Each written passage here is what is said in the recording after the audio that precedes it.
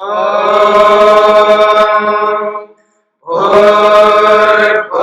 स्वः तत्सवितुर्वरेण्यं भर्गो देवस्य धीमहि धियो यो नः प्रचोदयात्।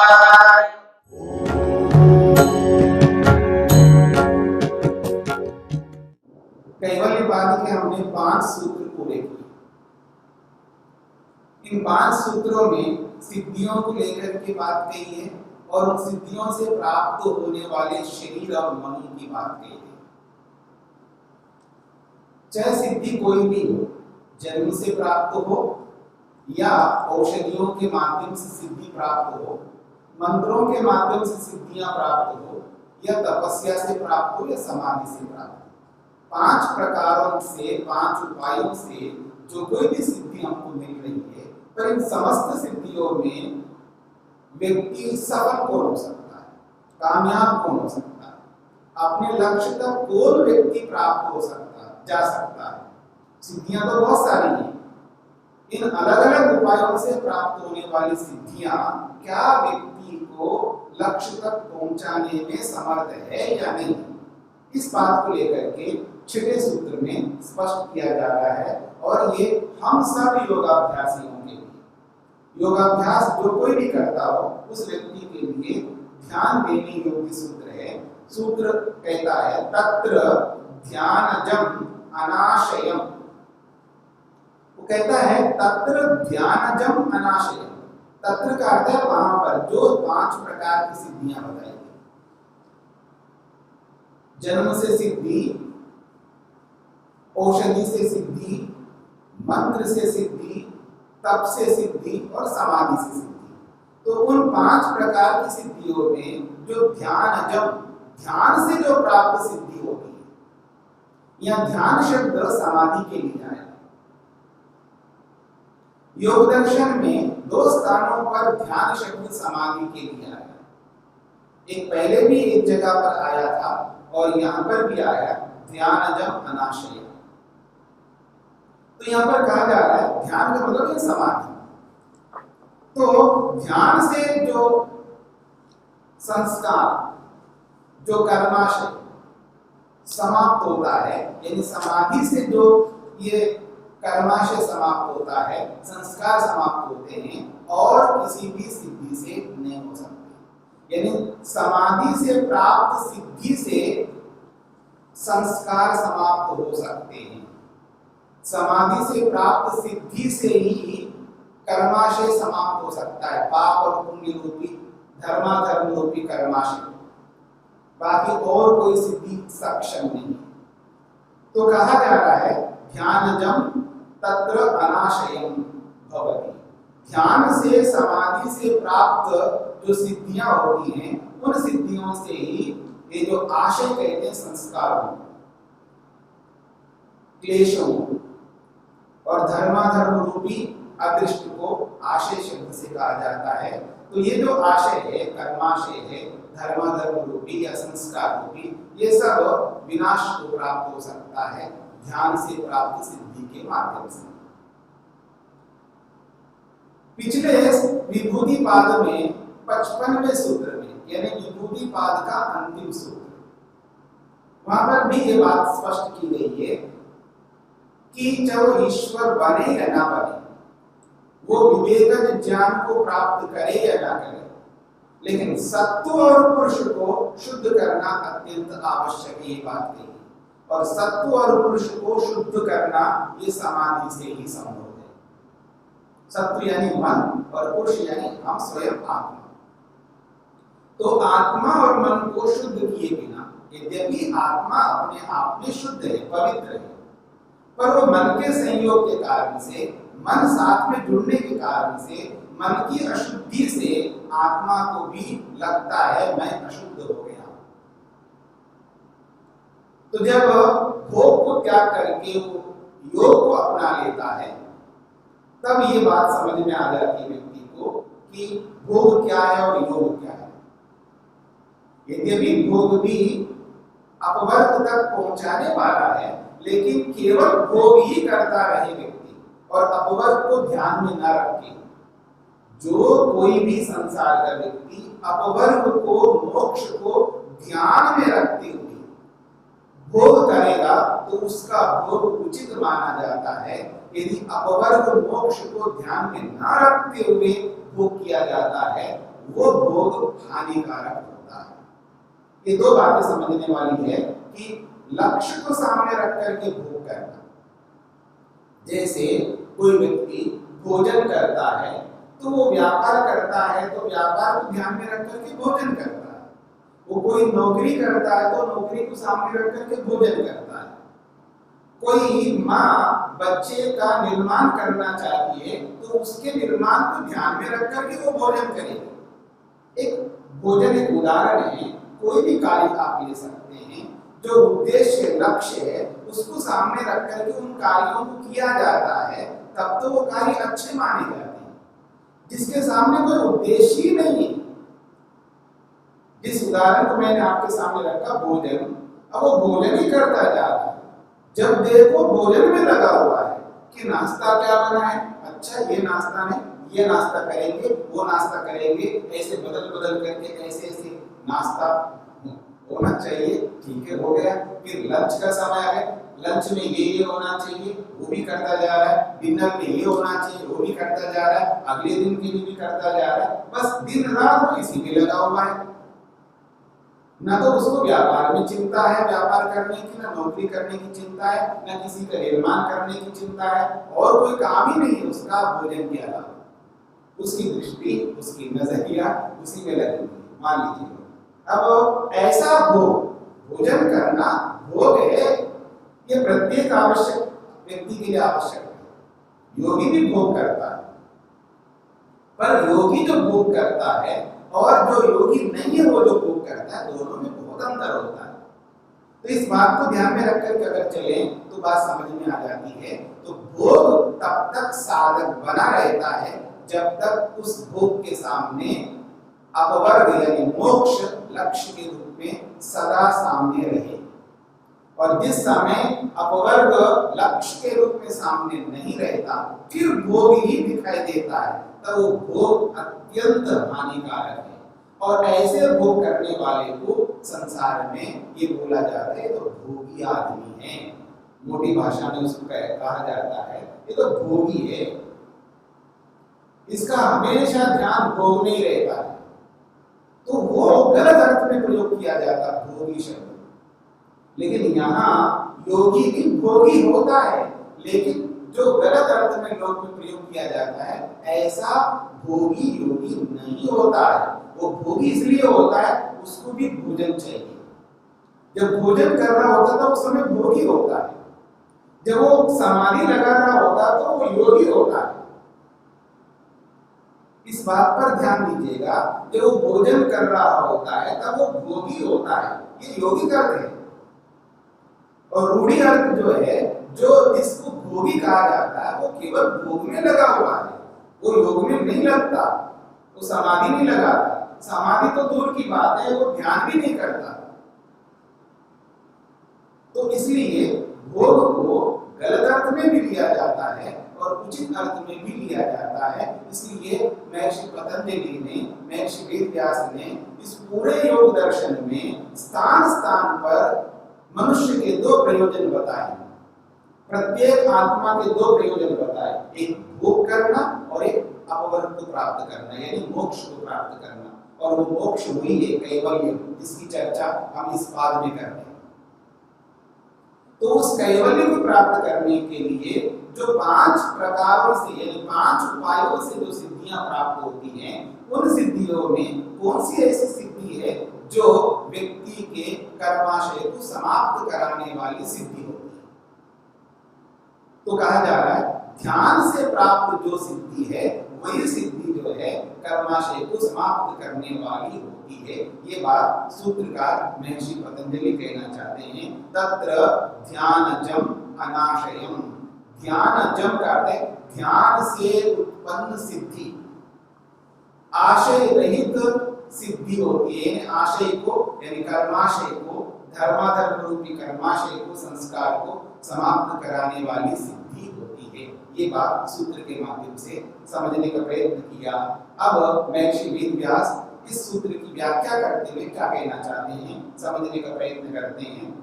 भाष्य है, पंचविधम निर्माण चित्तम, 5 प्रकार से मनों का निर्माण होता है, चित्तों का निर्माण होता है। वो कैसे होता है? जन्म औषधि मंत्र तपः समाधिजाः सिद्धया। ये बात इसी कैवल्यपाद के प्रथम सूत्र में कही गई। तो कहते हैं जन्म से, औषधि से, मंत्र से, तप से, समाधि से सिद्धियां प्राप्त होती हैं। तो जो मंत्र से सिद्धि है वो मंत्र से बनने वाला मन है। ऐसे ही तप से जो सिद्धि होती है वो तप से बनने वाला मन है। अर्थात जब तपस्या से सिद्धि प्राप्त होती है उसका मन तप के अनुरूप होता है। जो मंत्र से सिद्धि प्राप्त होती है उसका मन मंत्र के अनुरूप होता है। जो समाधि से सिद्धि प्राप्त होती है उसका मन समाधि के अनुरूप होता है। जो जन्म से सिद्धि प्राप्त होती है उसका मन जन्म के अनुरूप होता है। और जो औषधि से सिद्धि प्राप्त होती है उसका मन औषधि के अनुरूप होता है। तो जो माध्यम बन रहे हैं, जो जन्म हो, औषधि हो, मंत्र हो, तप हो या समाधि हो, इन माध्यमों से जो सिद्धियां प्राप्त होती हैं उन सिद्धियों के पीछे उनका मन उन्हीं के अनुरूप होता है। ये बात यहाँ पर कही गई है। इसलिए कहा जा रहा है पंचविधम निर्माण चित्तम, 5 प्रकार से मनों का निर्माण होता है। वो किस माध्यम से होता है? कहा जन्म औषधि मंत्र तप समाधिजा सिद्धया। जन्म औषधि मंत्र तप और समाधि से प्राप्त होने वाली सिद्धियों के माध्यम से। यो कहा जा रहा है तत्र यदेव ध्यानजं चित्तम तदेव अनाशयम। इन 5 प्रकार की सिद्धियों में वो कहते हैं यदेव ध्यानजं चित्तम, जो ध्यान से उत्पन्न चित्त है, यानी ध्यान के माध्यम से जो मन का निर्माण होता है और जो सिद्धि प्राप्त होती है, तदेव वही चित्त अनाशयम, वो आशयों से रहित, कर्माशयों से रहित, संस्कारों से रहित होता है। तस्य एव न अस्ति आशयो रागादि प्रवृत्ति। आशय किसको कहते हैं? स्वयं महर्षि वेदव्यास स्पष्ट करना चाह रहे हैं यहाँ पर। आशय अर्थात राग आदि प्रवृत्ति। आशय को खोल के समझाया है। राग आदि प्रवृत्ति, आदि से राग, द्वेष, मोह, कुछ भी आप ले सकते हैं जो काम के रूप में, क्रोध के रूप में, लोभ के रूप में, ईर्ष्या के रूप में, अहंकार के रूप में जो भी प्रवृत्तियां हम लोग करते हैं उन सबको यहाँ पर आशय शब्द से कहा है। तो कहा कह रहे हैं न अस्ति आशय रागादि प्रवृत्ति। ये आशय यानी राग, द्वेष, मोह आदि सारी प्रवृत्तियां नहीं हो सकती है। क्यों? अनाशयम चित्तम, वो मन जो है इस आशय से यानी इन प्रवृत्तियों से रहित हो जाता है। वो कैसे होता है? समाधि से होता है। समाधि से प्राप्त सिद्धियों से होता है। पुण्य पाप अभिसंबंध न अतः, वो कहते हैं अतः इस सिद्धि से, ध्यान से प्राप्त होने वाली इस सिद्धि से पुण्य पाप अभिसंबंध न, अब वो व्यक्ति पुण्य के साथ, पाप के साथ संबंध ही नहीं रखता।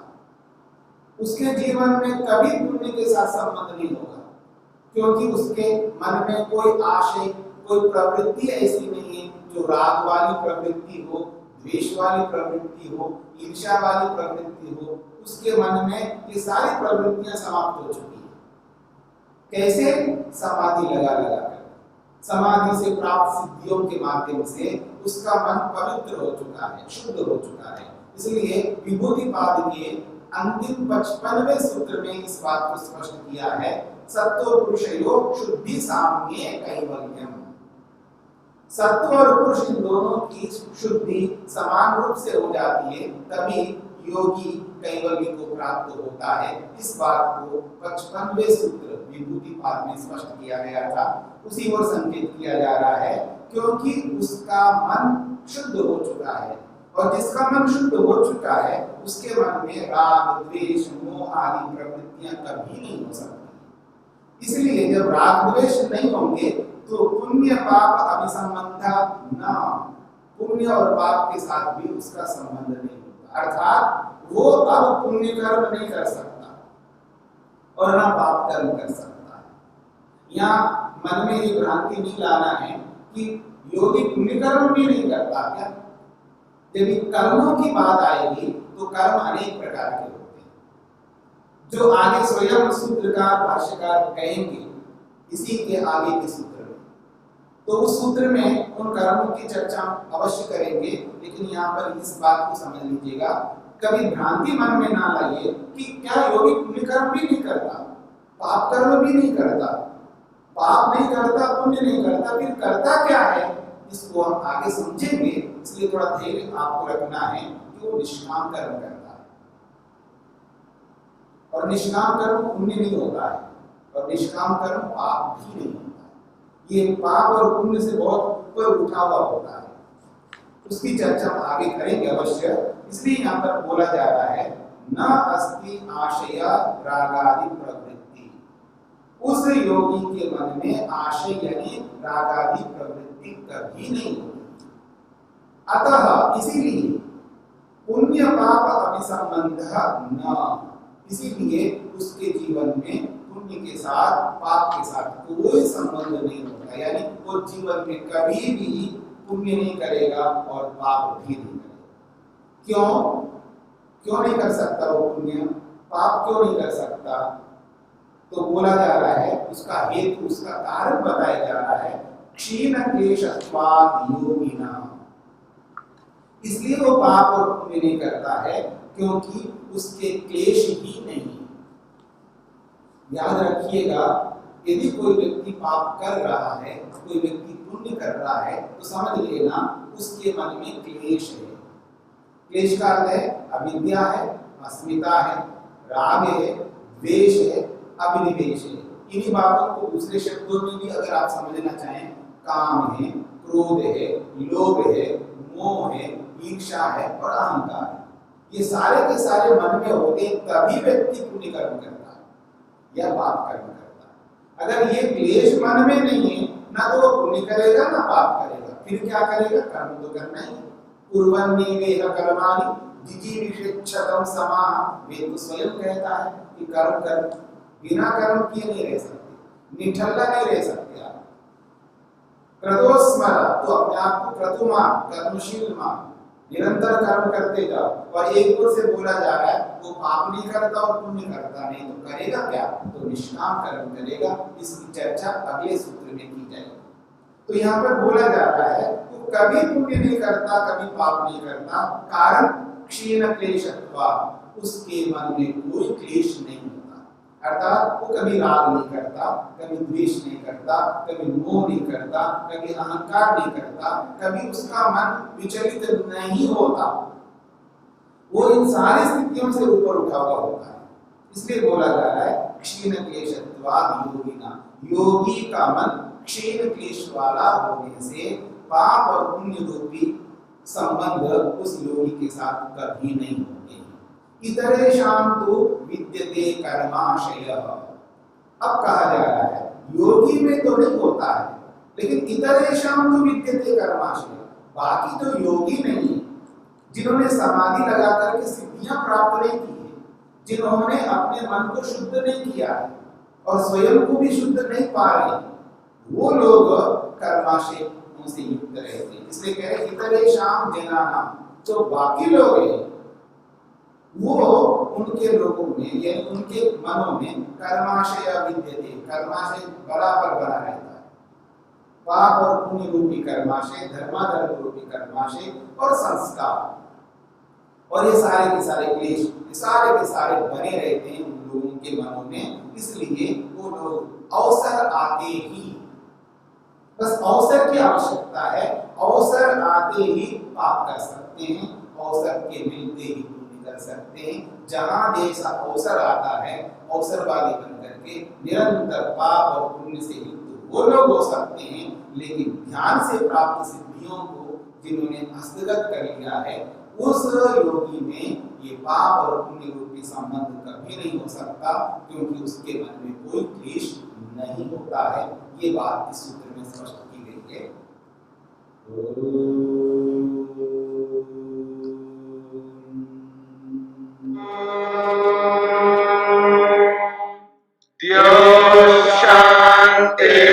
शान्तिरन्तरिक्षं शान्ति पृथिवी शान्तिरापः शान्तिरोषधयः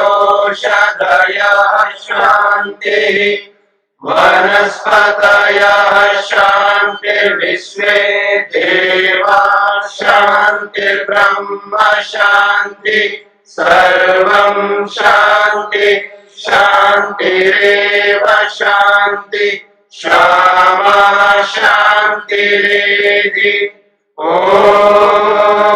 शान्ति शान्ति शान्तिः।